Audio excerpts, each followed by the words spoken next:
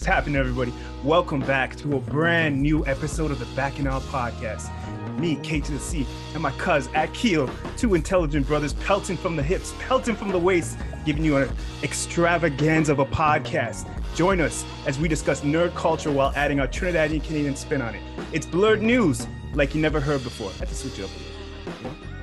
How you doing, cuz? I like that. You got a special guest? Yeah, strong. We got the Dominican sensation, Freddy Valoy. What up? What's poppin', man? What's happening? Man, I am honored to be on the Bacchanal Podcast, bro. I've been waiting for this day. Patient. Honored to have you. Honored to have you. Been pacing around the house just waiting for this day. I was nervous as hell watching this movie. I'm like, I got to get everything in I can. You do comedy? Yeah, stand up. That's Been doing it. Started in 2017. Yeah. Nice. What sparked in your head to make you say, "Fuck this shit. I could do this shit. I could do comedy."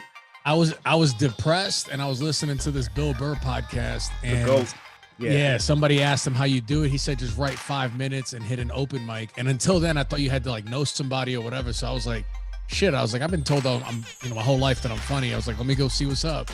And I went and did it. I got enough laughs to like, oh, I kind of want to keep doing this. And the way my girl looked at me afterwards, I'd never really seen her look at me like that. And she was like, I'm curious to see where you take this.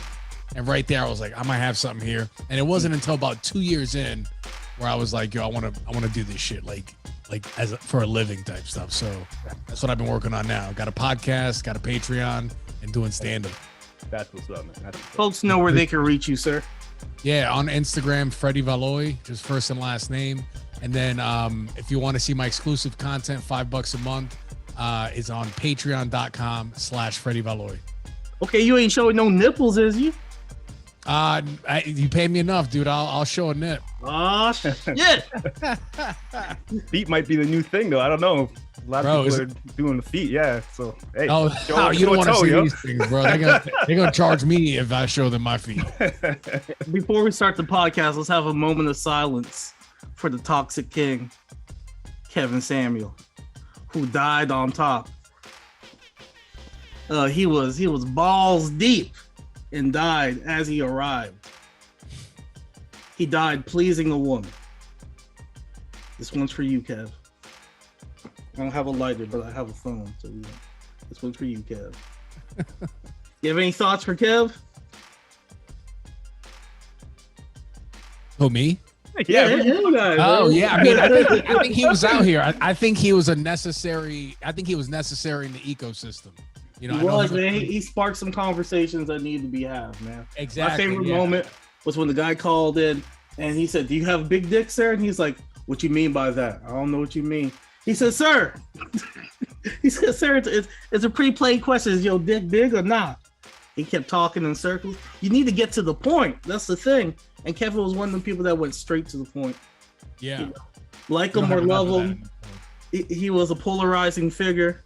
Yeah, and polarizing people, you gotta take the good with the bad. Yeah, he definitely shook up the podcasting industry. People were calling into him. That's what the cuts that we saw They didn't say.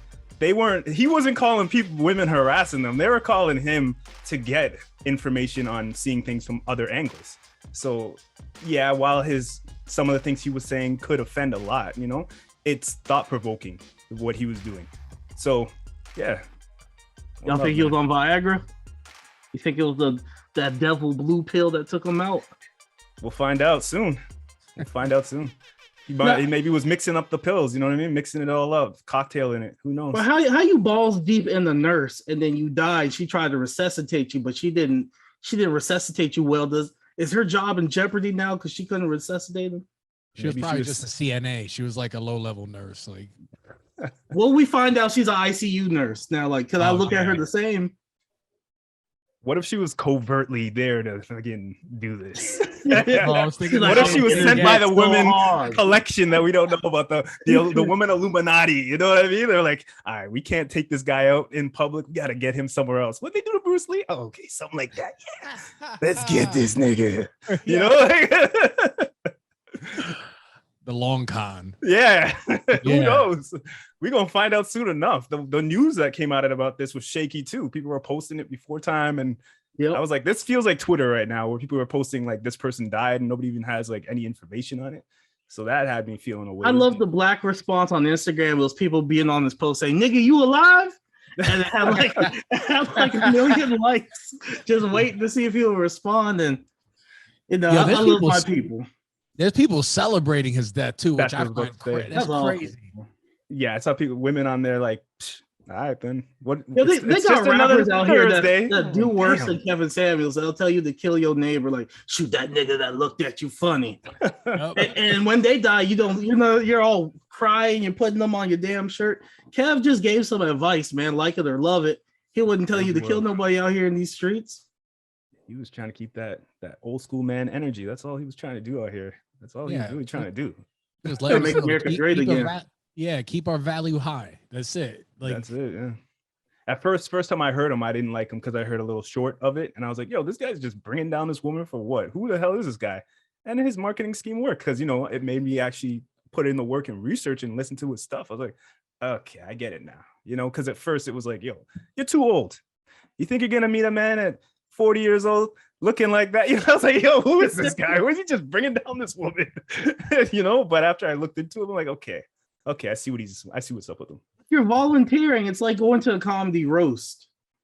It's like the roast of you. You're calling in for his advice. It's not like he's just giving it to you without you asking for it. You called in. Mm-hmm. And he's giving it to everybody. He was giving the real to like the whole, not, some would say the real, some wouldn't, but he was giving it to men and women equally. Like it wasn't just like, nah, just women. He's a misogynist, Casey. You're trying to massage that woman's ovaries with his penis and died. Ain't that something? He died pleasing her. Now, Freddie, I got a question for you. With the Chris Rock slap, and then recently we had the Dave Chappelle attack. Every comedian I know, including you, seems to be doing martial arts. Is that a thing? Like every comedian's doing some type of martial arts now? Like I think now they're at least thinking about it. I grew up wrestling. And then I wrestled I was a D1 wrestler. I was like third string, but I was still D1. And then I did cage fighting for like 3 years. So I'm good. Like when I started stand up, I saw videos of people in the crowd punching comedians. And from that, like I'm talking about week 1 of doing comedy. I was already like visualizing strategy on how I'm gonna take people out, bro. Like there's hell no. That Will Smith shit would not have happened. And then the other dude that was clear. He was charging him. Like that's an easy, just you could toss somebody. They're throwing all their weight at you. But yeah, I think everybody should have some sort of self-defense strategy. Brazilian Jiu-Jitsu, Muay Thai, something like that. It just makes you feel better. Yeah. Dave had a little move on him though. He gave a nice little hip turn, he kind of moved the guy a good way. He should have never been in that situation. I was so unfortunate. I was like, yo, this is one of the goats. Like he could have been taken out for real right there. Yeah, the guy had looked like a makeshift gun that he used a 3D printer. Put a rubber in there. But where'd he hide it? Like he put up his butthole? Like you get patted down. So I don't know where he put it. Was it a booty hole bullet? I don't know. Was the bullet made out of what was that, Fred? You could probably tape it into between the butt cheeks like a low profile gun. Ah, I got you, man. But then there's a blade sticking out, so he had the blade between his butthole. That's a risky situation, man. So if he had a wet fart, it's getting sliced and diced. Oh, bro, that means you could shoot somebody and give him like sepsis as well. If there's doo-doo on the bullet, that's a double. Because you open him up, it's gonna get doo-doo in the cut, and then they can get infected. That's a whole. That's some medieval shit right there. That was his plan. On the sword type shit. That's kill him in a couple weeks. People matter in your body, Dave. He was ready. Yo, they twisted him up. He was like that in the picture. Yeah, he looked like a Mr. Potato Head from an abusive child. Like, abusive child just twists up the toy and puts the eyes where the mouth's supposed to be. That's how the guy looked after him. The arm up and shit. I was like, damn, man. Well, picture that ass whipping, though. You're getting beat up and you look up and you're like, oh shit, nigga, is that Jamie Foxx? And then his foot starts stomping you. And then you roll over, then you see Busta Rhymes stomping you. That's a 90s beatdown. I honestly want them to do a skit of this where they just put the camera on the floor and they're just like Dave Chappelle's like ha, like that. You know, like you see them like kicking the camera down, and like you see Chris Rock come in like, hey, hold on, let me get a kick in there, bro. You know, like Jamie Foxx is like, what's going on here? Oh my God, y'all like, you know, like all of them just surrounding. They can make like a full hilarious skit out of this. You know what I mean? How old I made this day, but because you're looking at make a movie. Because you're seeing your favorite celebs, and then they start stomping the shit out of you. Tweety birds and celebrities. That's it. Stars. Literally. Using the multiverse of madness right there. Yeah, let's get into this. So, all right, folks, we're all here for a Doctor Strange review. We're gonna do a spoiler-free review, and I think we'll cut the recording after that, and then we'll start doing the our spoiler talk off live. Before we get into it, let me let you know where you can find us. Instagram, Twitter, _Bacchanal. We're on fucking Google. Email us, thebacchanalsquad@gmail.com. Facebook. Oh my God, you people are so fucking funny. I can't keep up. I'm like looking at the chat like, holy shit, these guys are they should make their own podcast. Like these guys are hilarious, some of them. The Bacchanal Podcast fan page. That's where it's like it's just popping off. These people are hilarious. We're like, who are these people? So join that group. Join our group. Be a part of the conversation. Oh, quick commercial break. This episode sponsored by Hemp Source, Winston-Salem. I know y'all niggas is getting old. Rub that knee with some CBD. Okay? Your eyes hurting. You know, get some CBD. Your dog acting a fool, we got pet treats. You trying to see Doctor Strange, you want to be in the multiverse with him? We got edibles. Use promo code THEBACCHANAL, save 15% off your purchase. Not 50. I don't want to say, is that coming out of your pocket or mine? We got you on the 515. Yo, gummies as low as you can get a big assortment for $21.25 and then take that 15% off. We got Delta 8 chocolate. Have you out here? Have you thinking you are Doctor Strange if you take that shit? Medallion and all. So yes, use promo code Bacchanal now. Save you 15% off. Tell them Akil sent you. All right, let's do this review, y'all. Doctor Strange in the Multiverse of Madness. I'm not going to show a trailer because YouTube, y'all be tripping and taking my shit down. So we're not going to do that. We'll just jump in to this discussion on the film. Let me start. This is a movie about child abuse. That's what I got from this movie. It's about child abuse. Fuck them kids. Fuck your kids. Her kids. Whoever's kids. If there's a kid involved, I'm trying to kill him. I also noticed that Doctor Strange has a soft spot for teenagers. If you're a grown-ass man in need, he don't care. But if you a teenager, he'll think about it. He'll clear up that calendar. He cleared up that calendar for Peter. Cleared up that calendar for what's her name? Old America Chavez. He didn't clear that calendar up for Bucky. Bucky and them caught hell. He didn't clear that calendar up for Wanda. Right down the street, an hour down the road in New Jersey. And Westview had a whole town under control for a month. He ain't clear up no calendar for that shit. Let a teenager come to his house. Then he'll clear that calendar. So it makes me wonder, are kids safe around Doctor Strange? This man doing magic and bending over backwards for children. If it was Michael Jackson, he would have been investigated. But since he is a white man with a cloak, it's all good. He's a white man with a cloak and a PhD, so we trust him. But what trickery is he really doing, Casey? You know, once we saw him with that dirty cloak. I saw that cloak was dirty. Should have known something was up with that Strange dude. Why his hands all crazy? Why he got the crazy hands?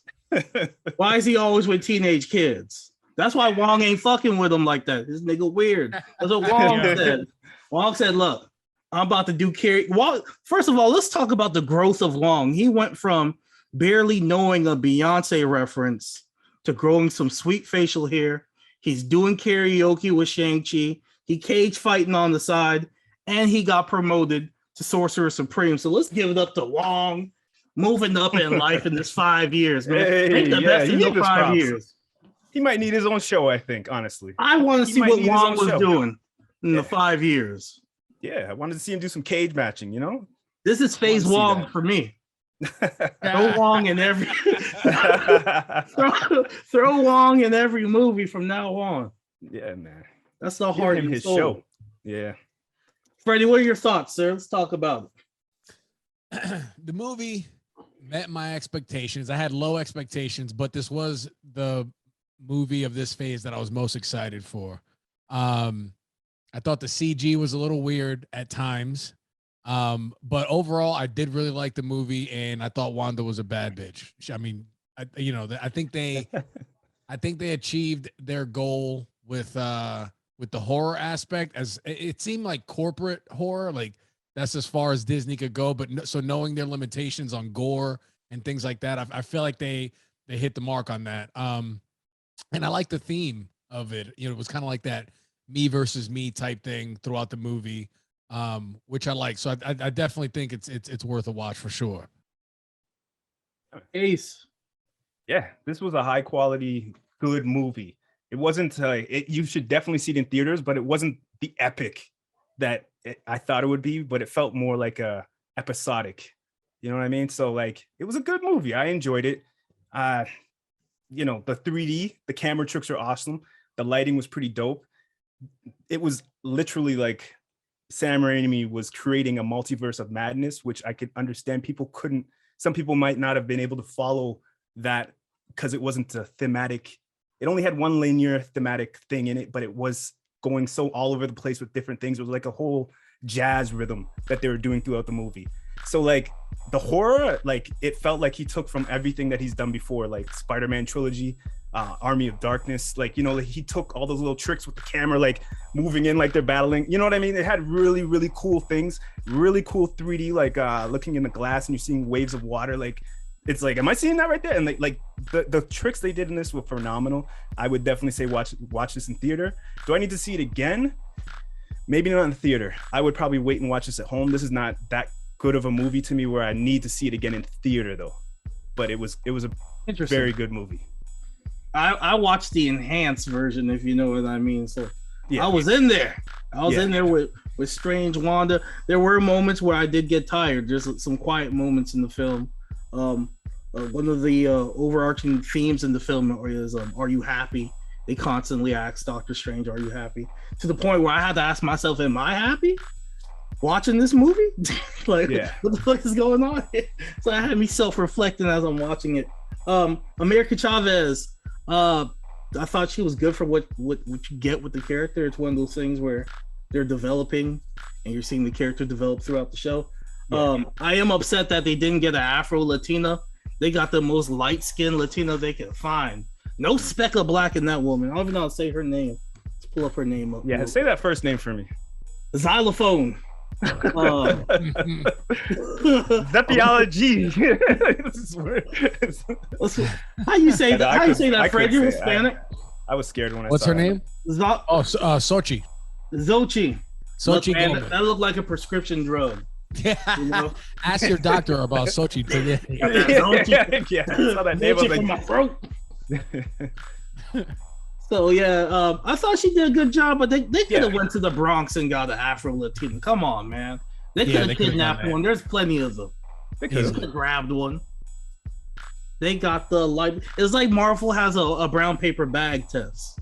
Like they put it to them. They're like, it's too dark. Let's go ahead. Let's start again.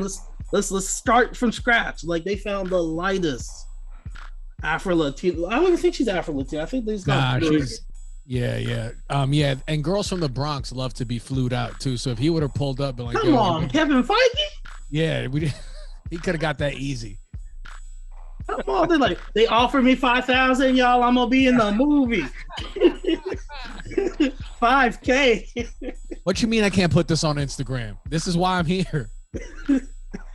So it should have been that's my Cardi's sister Hennessy. It should have been Cardi's sister Hennessy playing the role then, you saying? Yeah, it looks like her. Have you seen her in the comics? Yeah, I've seen her. That's what I'm saying. That. Like, I'm gonna pull her up in just a little bit. When Freddie said the Bronx, that reminded me. I don't know where they found this young lady, but she's not Afro-Latina. I thought she did a great job with the acting. I feel like the writing for her didn't do a great job for the character. It was for a movie called Multiverse of Madness, was kind of one-dimensional and didn't show enough for me to get like feel bad for her. Like, you know what I mean? I was just like, okay, you're doing something, like, and you're doing it for what?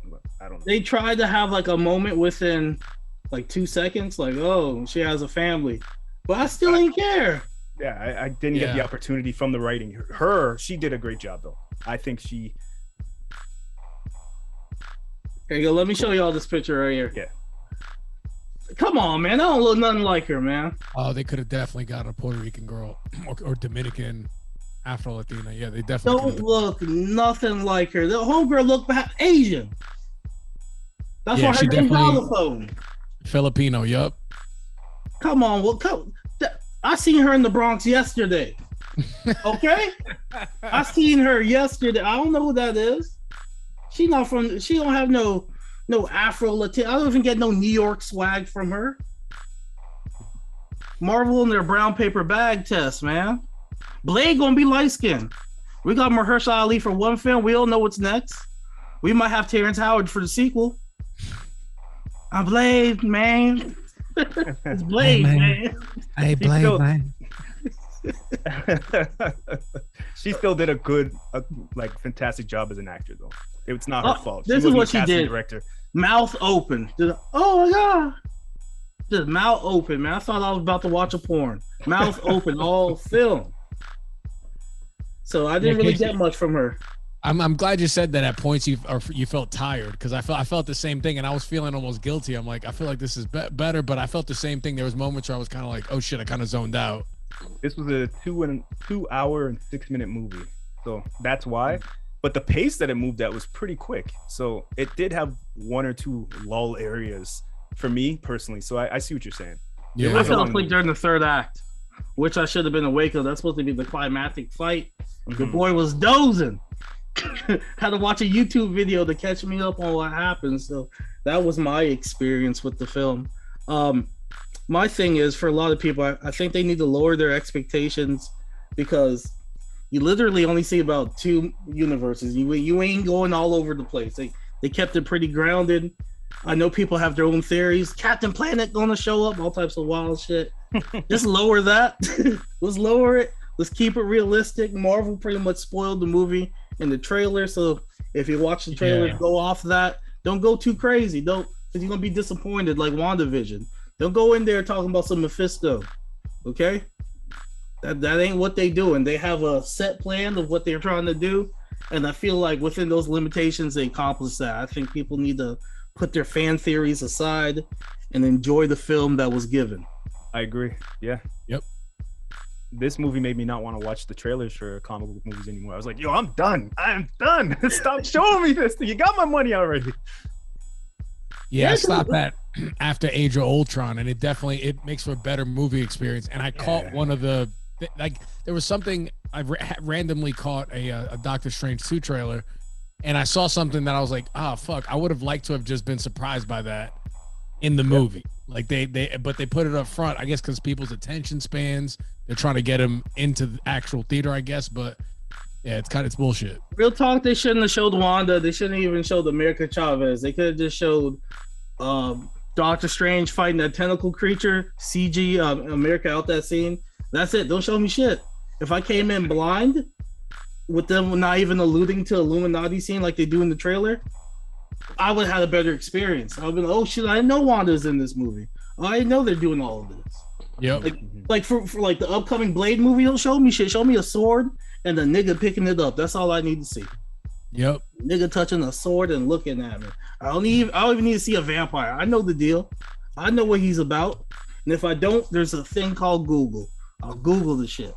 That's the problem with this generation. They got to promote stuff like they did Super 8.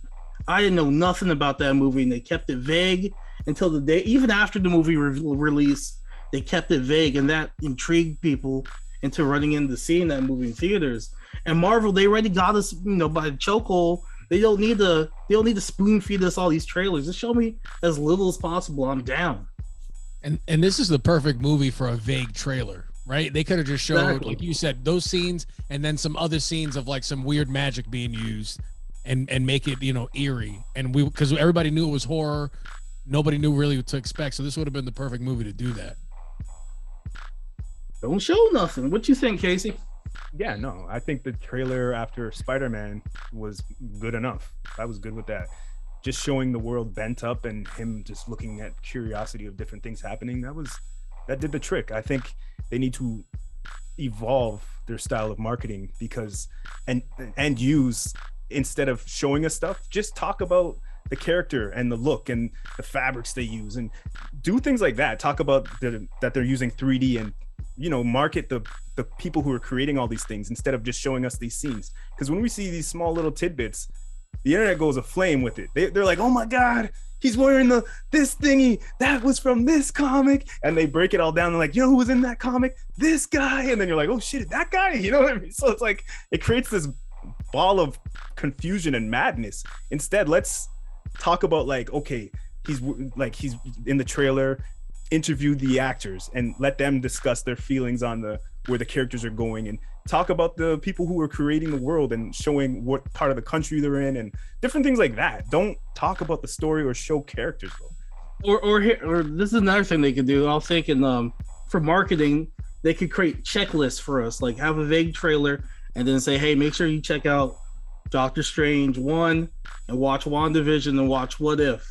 Just give us a checklist of what we need to watch and give us a vague trailer. That way we come up with our own theories and then we go watch a movie we basically know nothing about. Yeah, let us be blind. Pull from that checklist, like, oh, they're referring to this. Yeah. Give us homework, Marvel. We're nerds, okay? Give us homework. We want that shit. Yeah. Just more marketing. Switch the marketing scheme. Evolve it now, because you already got us in chokehold.